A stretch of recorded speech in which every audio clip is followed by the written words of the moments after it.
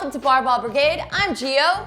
I'm Charlie. I'm one of the owners of Caffeine and Kilos. I also own a gym, Warriors Health and Fitness in Sacramento, with my wife, Misha. I'm Silent Mike, I don't do shit. Palabra. I'm Lou. Lou! All right, guys, how do you guys pick a coach? Oh, good question. Why is it a good, You most recently picked Why one. is it a good question? Because I think it's important. I think a lot of people need coaches.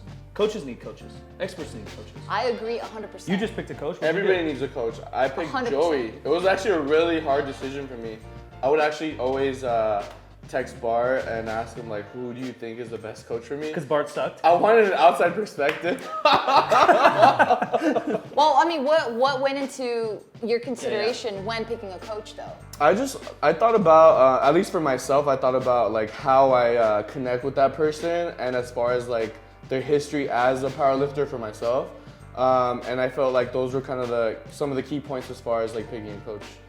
Yeah, I think for me, one of the things that I was looking for is experience in like a tested product. Yeah. And then once I saw the experience in the tested product, I would then go to the coach and see if they kind of spoke my language, because you could have the best coach in the world, but if you can't be coached by that person, Communication. you're not going to be able, you're not going to be any good.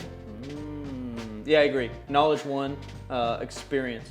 Just those two things. Experience as a coach and experience as a lifter.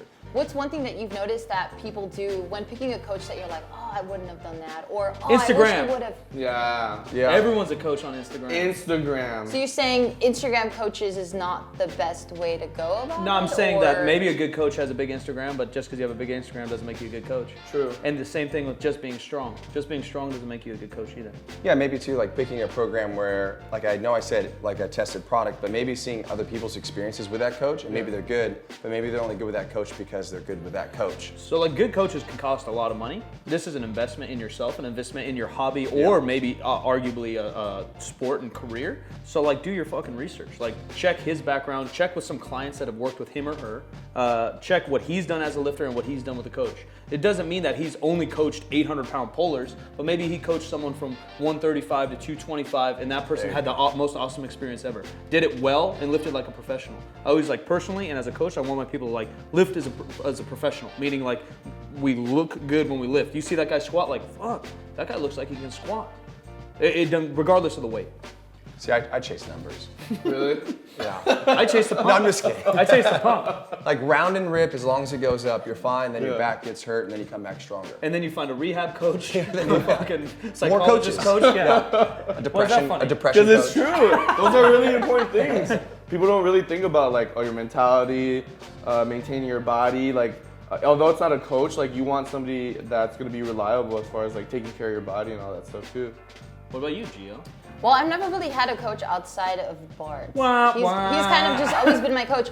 But I've always asked myself too, like who would I, like whatever you guys said, that's exactly what I'm looking for too. But then another question that I ask myself is, when do I know that this guy or this girl that's my coach is not working for me? Like you know what I mean? Like how do you really gauge that? Because it's like, is it me that's not putting in the work, or is it them that don't understand my leverages, or don't understand my body, or just don't know how to like communicate with me? Or like, So I Bart guess understands your body the best? No, because that's something that we've had. That's weird. Hey now. Because that's something that we've kind of had, like we've bumped heads on, where he's like, I tell you to do this, but then someone else tells you the same thing in a different way, and it clicks. Yeah. So then I ask myself, like, is it we don't communicate the same way? Maybe or- sometimes it's also comfort. So like, if you have a coach that's really, really good, but then you get comfortable to where you feel that you could tell them, I'm not gonna do that set, or do I really need to do this? As soon as it becomes a questionable thing, I think that if you're looking for a pure coach-athlete relationship, as soon as the coach is within question for anything, then it's like something you should like examine, or anyone should examine. Like, We have to man, respect him. Not that you don't respect Not that you don't Bart. I respect it. totally don't respect him. But your relationship's I wasn't different. saying this like as you No, I with know. Bart. No, I agree. I'm just saying like I'm as a calling coach. myself out No, I here. think No, it's a I- good example because they've known each other forever. You obviously see It's each easy other to, every like, day. It's yeah. easy to be like, bro, I'm not gonna do that. Yeah. So then, Right?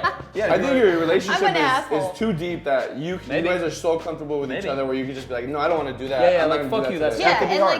like him on my end, it's like he'll have less patience because he knows me. Right. Yeah. Well, look, to bring it back from the beginning too, at that point, you could also take a coach that's coached you and say, hey, you understand me, right? If I were to progress or move on, who is someone you would recommend for me? Because that coach does know you. And so I've had to do that with some of my own athletes that moved due to proximity or different things. And they're like, well, who would you suggest? I said, well, if you're moving to this area, this person you would really that's work a with. great idea. And kind of use your coach that's worked with you, because I hate saying this, there's a lot of times where athletes will outgrow a coach, whether it's emotionally through their experiences, or it's through they can't take them to those next big weights or whatever it is. I agree. You have to go to somebody, and your coach that you have will be able to kind of point you at least in the right direction. Yeah, I think experience, knowledge, how you communicate, get along with that person, and then training styles last. Yeah. Like I chose Jeremy Hamilton. Not only is he squatted and coached forever, but like how he trains is how I train, and then or how I think is best, and then how he performs is how I want to perform. Like Did you have a coach before? I've worked with some people, but he's probably my first like coach. Official coach? Yeah, probably. What made you go the coach route? For me, Yeah. Off season and stuff, like I think my knowledge is pretty good, and I just like hit volume and I deal with my stuff. But a different perspective is way better. For me, if he tells me like, "Hey, Mike, you got 500 pounds for 5x5," like I'll be like, "Oh shit, I don't know if I could do that, but Jeremy thinks I could do that. I'm gonna go do it." If I wrote that for myself, I'd be like, "Shit, Mike, you probably can't do that. Let's make it 485." Yeah, I think it's really important. Or opposite for Accountability. Some people. Like Yeah, Lou that's might, exactly it. Yeah, like Accountability. Lou I think's a little bit more like me, but then there's like other guys that are like, "Fuck it, I could do a 5x5 and 500." Yeah. Like, no, bro, you're not ready for that. You- Like, just Pump step your by brakes, step, bro. step by step. It takes a lot of stress from like training and reaching your goals, is that for you not having to worry about what you're gonna hit that day. Like Yeah. if somebody else does it for you, it's like having a real coach on the team. You know, they see you on the sideline, Confidence. everything that you're doing, they're holding you accountable, they're making suggestions and improvements. But I also don't think there's nothing wrong with like changing coaches eventually, you know? Yeah. I feel like you want to learn as much as you can from one person and then hopefully learn more from another. Charlie already kind of mentioned that, like him recommending other coaches. Yeah. Some people like get all offensive about it and get weird, like, "Oh, he's working with Charlie now. Like, why did you stick with me?" Yeah. Like, just Oh, that's fucking chill. horrible. Just Yeah. chill, bro. Like the goal It's should just be lifting, bro. The goal should be is like teach a man to fish, not give a man a Yeah. fish, Yeah. right? So like same with training. Like if I'm working with a client, like I want to know why. Like, hey man, you need to do this because you do this wrong, and this will fix this. Not just like do that. Well, I use it all the time, even my own athletes. So if I need help with powerlifting stuff, I'll send them down to you guys. If I need help with weightlifting, I send them down to Dave at California Strength. You also have to, as a coach, I feel you have to be confident in what you do, but you have to be humble enough to know that your athlete is the number one priority. If you cannot provide your athlete with what they need, you need to outsource that specific thing so they can achieve their goals. Too many coaches put all their eggs in the basket of you're mine, you're my product, this is it. And it's like, you know what? They're their own person. They came to you to learn.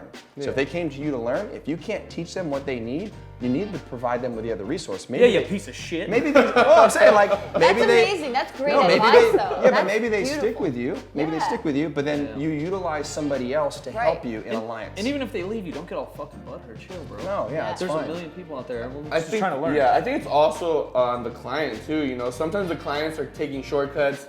They're not doing everything the coach is telling them to do. Like Are you they're not. speaking They're, about yourself? they're not. No, I'm really good about it. Yeah, it's not a one-way yeah. street for sure. Yeah, like I feel like a lot of these clients, they're not like telling them that they're struggling with certain things. I think that they're overestimating their strength sometimes and not really like hitting the sets that they're supposed to. And I feel like that's a huge factor in the training. It's like they're blaming the programming and the coaching, and it's like they're not really following the instructions and stuff. Boom. Well, there you have it. I hope you guys learned a little something from these very knowledgeable guys. If you guys have any other questions, go ahead and write them in the comments below. Thank you so much for watching. And Deuces. Till next time. Deuces.